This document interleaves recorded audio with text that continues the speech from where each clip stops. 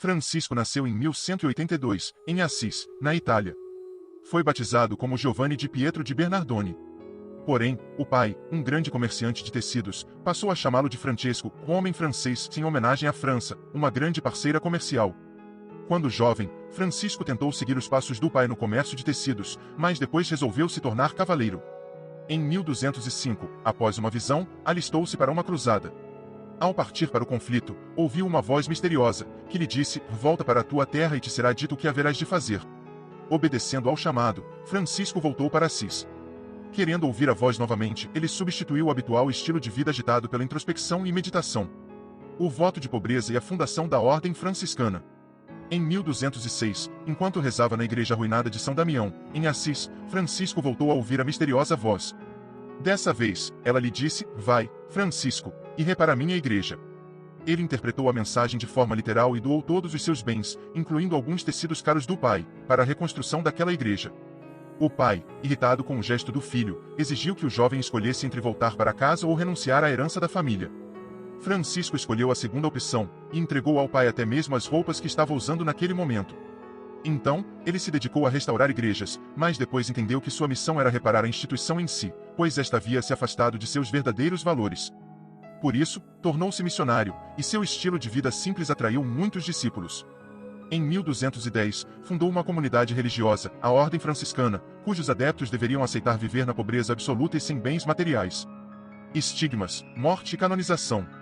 Em 1224, durante uma oração no Monte Alverne, Francisco teve uma visão. Ele viu Jesus crucificado descendo do céu com 6 asas. Em seguida, sentiu feridas se abrindo nas mãos e nos pés, como pregos perfurando a pele. Nesse momento, Francisco recebeu os estigmas, ou seja, as marcas dos ferimentos de Jesus. Essas feridas se somaram a outras doenças preexistentes, que o deixaram muito debilitado. Ele faleceu em 3 de outubro de 1226, com 44 anos. Em 1228, foi canonizado pelo Papa Gregório IX, e seus restos mortais se encontram na Basílica de São Francisco de Assis, em Assis. A Igreja Católica reservou o dia 4 de outubro para celebrar o santo. Certamente, São Francisco de Assis é conhecido por suas sábias e inspiradoras frases. Aqui estão algumas delas. Comece fazendo o que é necessário, depois o que é possível, e de repente você estará fazendo o impossível. Pregue o Evangelho em todos os momentos, quando necessário, use palavras. Aonde houver ódio, que eu leve o amor; aonde houver ofensa, que eu leve o perdão; aonde houver discórdia, que eu leve a união; aonde houver dúvida, que eu leve a fé; aonde houver erro, que eu leve a verdade; aonde houver desespero, que eu leve a esperança; aonde houver tristeza, que eu leve a alegria. É no dar que se recebe. Senhor, fazei de mim um instrumento de vossa paz. Nós devemos amar, não porque o próximo merece, mas porque Deus o merece. A alegria não está nas coisas, está em nós. Toda criatura é um espelho de Deus. Onde há caridade e sabedoria, não há temor nem ignorância.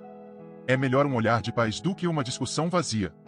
Quando estiverdes amando a vós próprios, amareis todas as criaturas.